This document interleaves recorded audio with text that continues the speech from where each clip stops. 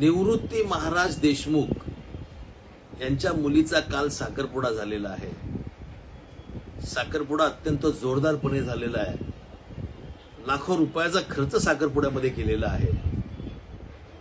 एरवी निवृत्ती महाराज देशमुख हे उपदेश देतात, लग्न साधं केलं तरी मुलं होतात असा उपदेश देतात। बोले तैसा चाले त्याची वंदावी पाऊले। निवृत्ती महाराज जसे उपदेश करतात तसे जर वागले असते तर कालच्या साखरपुड्यामध्ये एवढा खर्च झाला नसता। साखरपुड्यामध्ये जर लाखो रुपये खर्च होणार असेल तर लग्नात निश्चित करोडो रुपये खर्च होईल।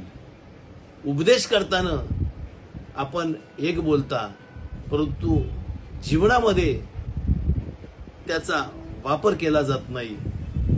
याचा खेद निश्चित संप्रदायाला आहे। जर निवृत्ती महाराजांनी उपदेश केला त्याप्रमाणे वागले असते त्याचा निश्चित अभिमान संप्रदायाला झाला।